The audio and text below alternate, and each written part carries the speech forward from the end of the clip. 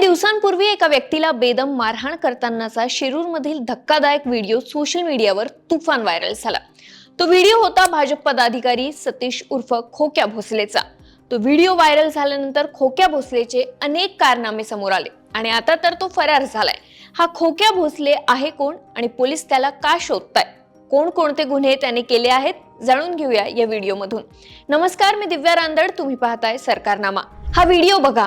या व्हिडिओत सतीश भोसले हा एका व्यक्तीला मारहाण करताना दिसतोय। सतीश भोसले याला हरणाच्या शिकारीचा विरोध केला म्हणून महेश ढाकणे आणि दिलीप ढाकणे या पितापुत्रांना गंभीर मारहाण केली होती।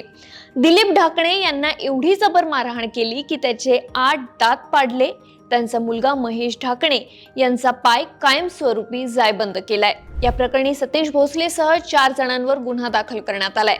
हा व्हिडिओ व्हायरल झाल्यानंतर खोक्या भोसलेचे असे अजून व्हिडिओ समोर आले। एका व्हिडिओत खोक्या भाऊ कारमध्ये पैसे फेकताना दिसतोय, तर दुसऱ्या व्हिडिओत खोक्या हा हेलिकॉप्टर मधून उतरताना दिसतोय। एखाद्या हिरोला देखील लाजवेल अशी खोक्या भाऊ एंट्री मारतोय। हा एवढा आलिशान जगणारा आहे तरी कोण आणि काय करतो हे समजून घेऊया।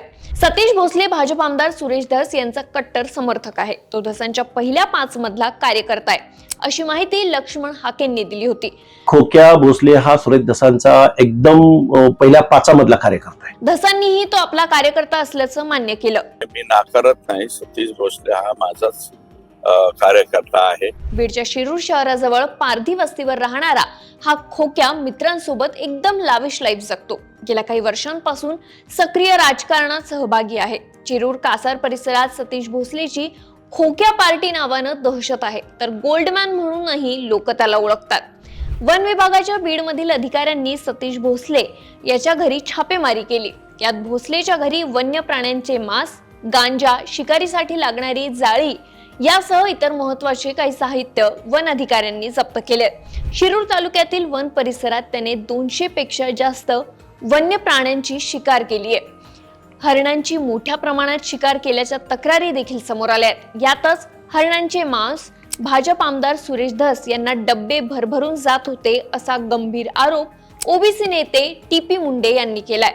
बॅटने मारहाणीचा व्हिडिओ व्हायरल झाल्यापासून आणि त्यानंतर त्याचे इतर व्हिडिओ समोर आल्यापासून खोक्याभाई पसार आहे।